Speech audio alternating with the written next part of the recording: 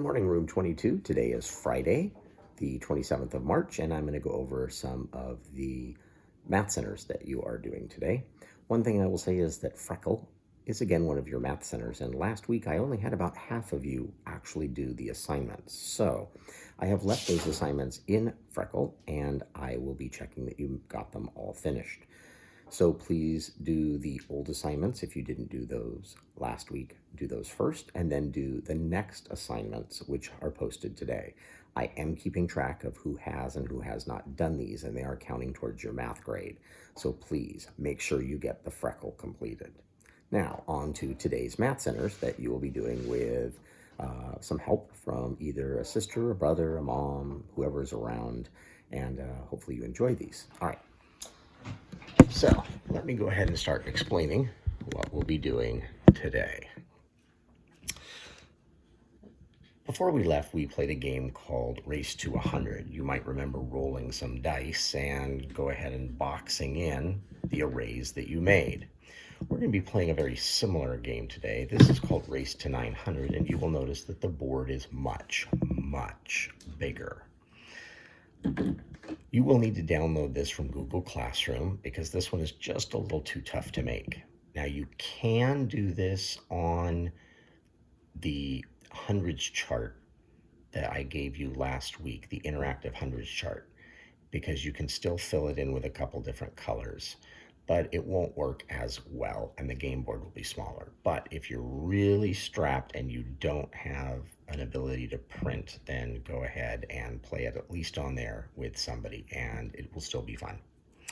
You need to have a deck of cards, and in the deck of cards I have removed all the jokers and I have removed the kings, queens, jacks, and tens. You'll notice I only have aces through 9 here. You're going to shuffle those up. And what you're going to do is take turns, and you're each going to need one specific color. So I'll use here orange and blue. And best to use colored pencil if you have it. If you don't, markers will work. Go ahead and take 2 cards, and this is going to be your length and your width. So I'm going to turn over card number 1. I have a 3. I'm going to turn over card number 2, and I have a 5. 3 and 5. That is my length and that is my width. I am then going to cover 3 and 5. I'm going to go 1, 2, 3.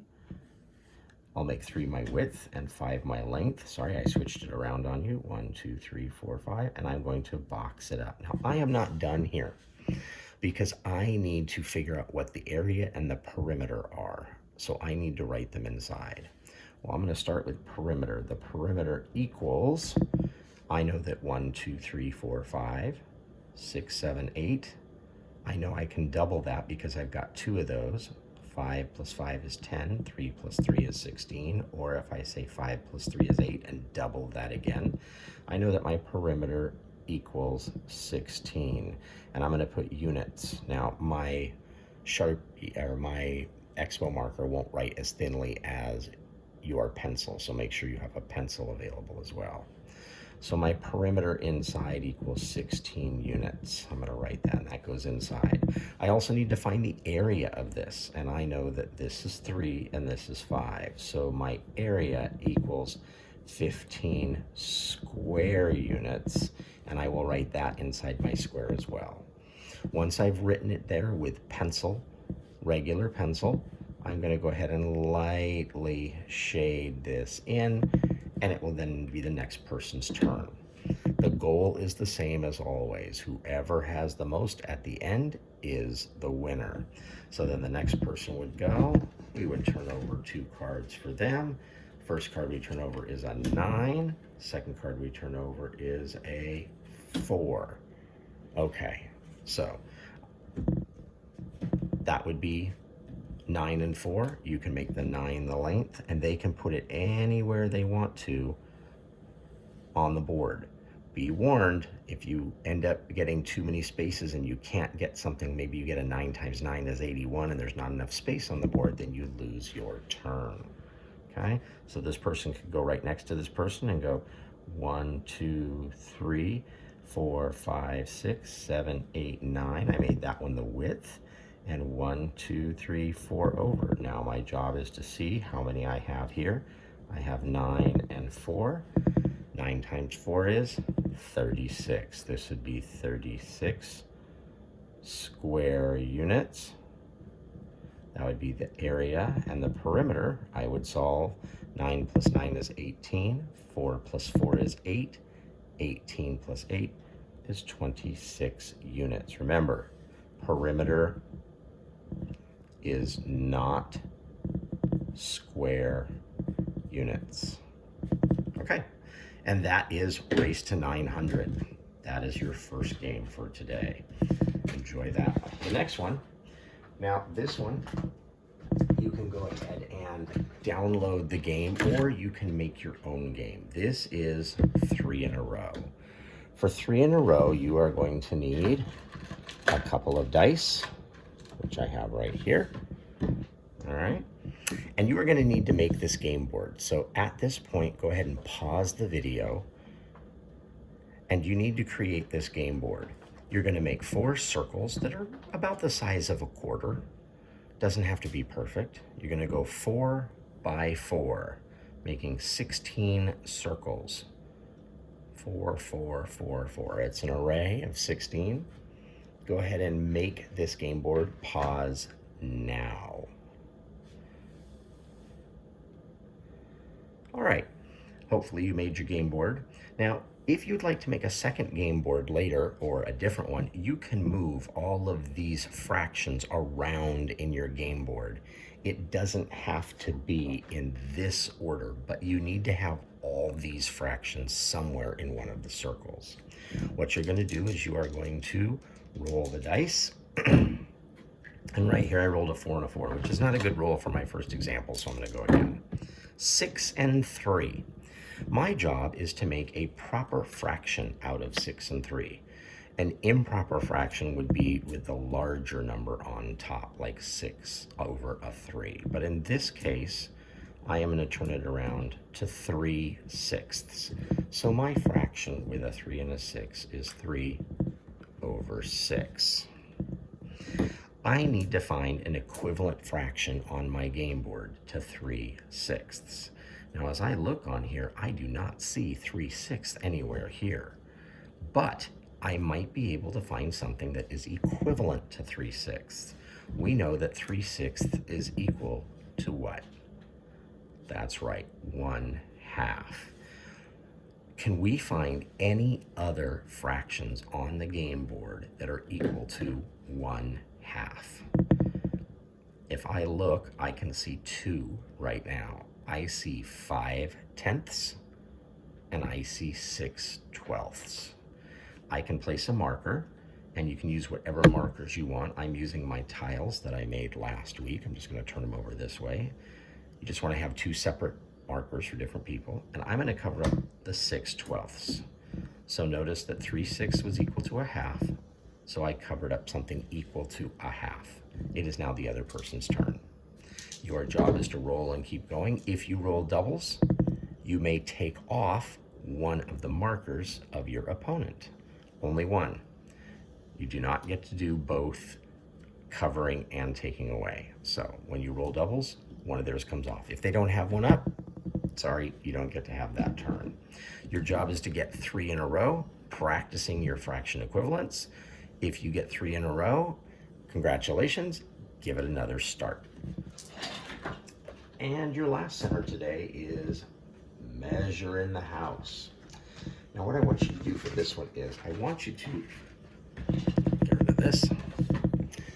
I want you to make a large 1 foot by 1 foot paper square. Now once again, I'm using a cereal box, and I am going to measure my cereal box. I'm going to start right here, and it's okay that it's not going to be perfect, but I'm going from here to here is 1 foot. So I need to measure right here. Hopefully you can see. I need to go all the way over and measure 1 foot. And it's going to go over into the edges a little bit. Doesn't have to be perfect. And then I'm going to go up here and measure on this side. I'm going to go up and measure from this point 1 foot. So I'm going to mark right here. And then I'm going to go across right here. And I am then going to cut this out.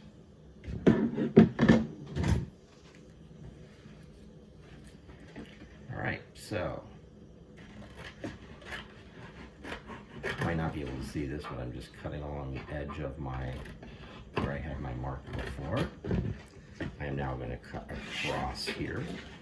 Sorry, I have to go outside the camera for you to be able to see this.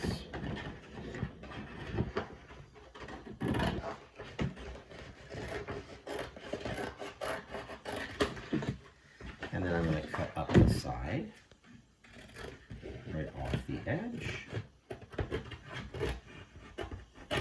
And finally, I am going to cut my last line.